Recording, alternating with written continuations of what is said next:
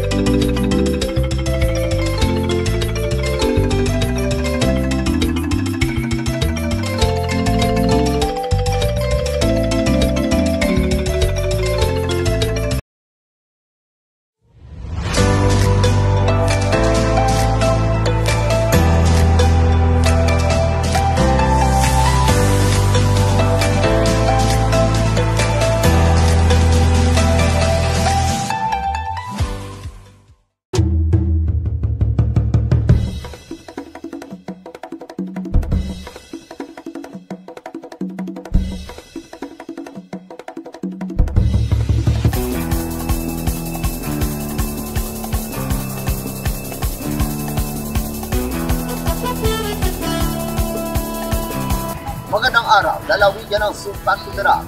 Narito ang mga pangunahing balita sa Sultan Kudarat Headliners ngayon Nobyembre 16, taong 2023. Isang 37 former rebels sa lalawigan ng Sultan Kudarat nakatanggap ng livelihood settlement grant at cash assistance sa DSWD. Narito ang ulat.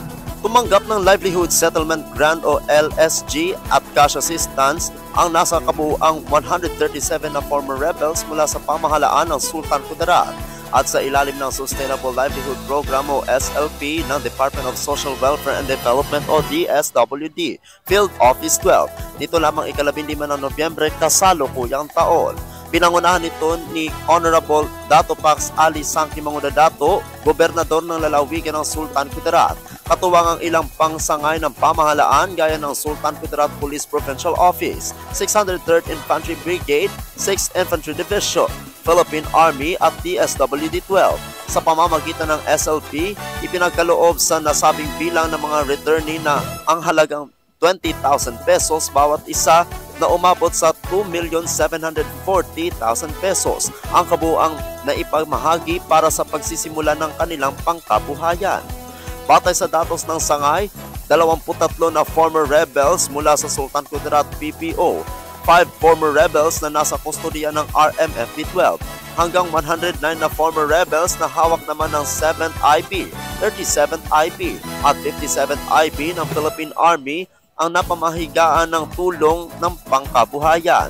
Samantala, inihayag naman ni Police Colonel Christopher M. Bermudez, Provincial Director ng Sultan Kudarat PPO, ang kanyang taos-pusong pasasalamat sa lahat ng mga dating rebelde na kumikilala sa kanilang pangako at pakikipagtulungan sa pagtatag ng isang mapayapa at maunlad na ekonomiya. Ako ang inyong kaibigang Apolinario 30 Valencia para sa Sultan Kudarat Headliners.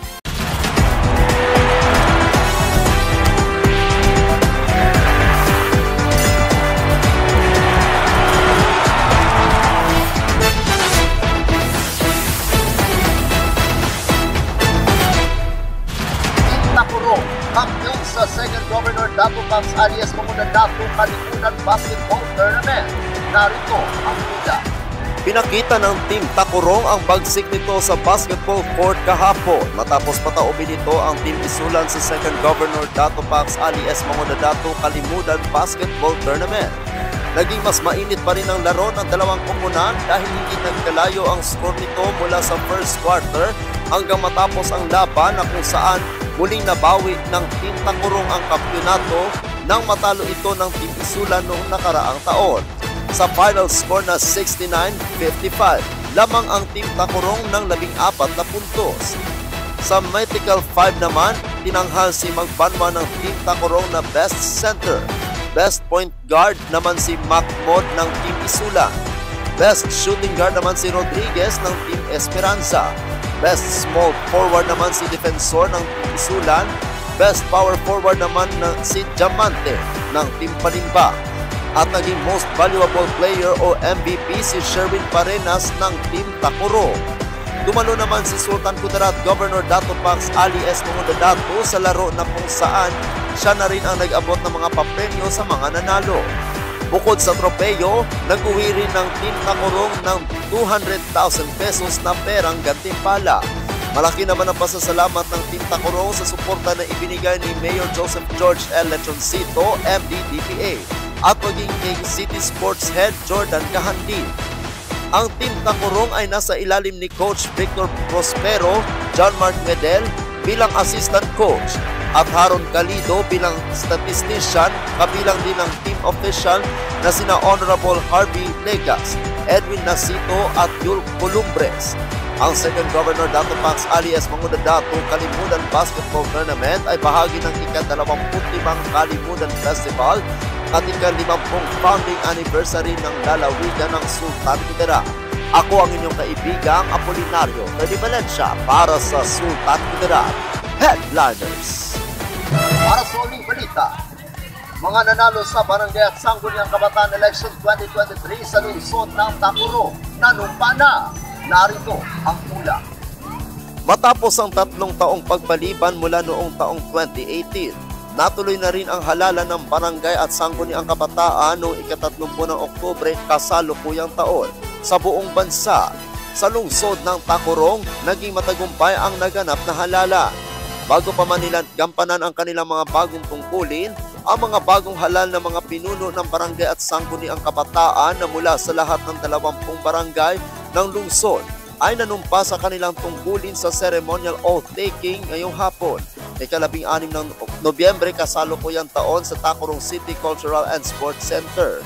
Nanumpa ang 320 na mga halal na opisyales kay Tacorong City Mayor Joseph George L. Lechoncito, MD-DPA. Bukod sa pamilya at mga kabarangay ng mga halal na mga pinuno, dumalo rin sa aktibidad si Vice Mayor Lina O. Montilla, mga kasapi ng Sangguniang Panglungsod na sina City Councilor Honorable Ralenta Busares Bernardo, Honorable Lalaine Montilla, Honorable Jose Lim V, Honorable Harvey P. Legas, Honorable Carlos Borromeo Segura Jr., Honorable Geraldine Collado, Honorable Nestor Casador at Honorable Remo Flores, at ilang mga pinuno ng tanggapan ng lokal na pamahalaan. Hindi man dumating si Sultan Kudarat Governor Dato Pax Ali Sangki Mangudadato sa aktibidad, bagkus kumatawan naman sa kanya si 1st District Board Member Honorable Ayan Jordan G. Abalos. Ang mga bagong halal ng mga pinuno ng Barangay at Sangguniang Kabataan ay mag-uumpisa ang kanilang panunungkulan pagkatapos ng kanilang panunumpa ngayong araw. Ako ang inyong kaibigang Apolinario Freddy Valencia para sa Sultan Kudarat Headliners.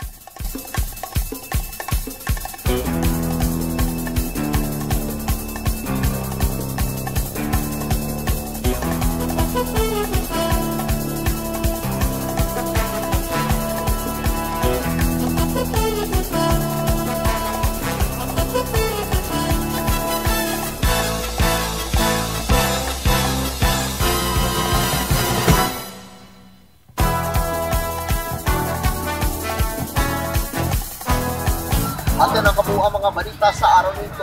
Mga balitang kailangan ninyong malaman. Balitang walang kinakampihan. Mga balitang totoo. Mga balitang may dalang aral at inspirasyon. Ito ang Sultan Kudarat Headliners. Hanggang bukas, maraming salamat at magandang araw, kaibigan.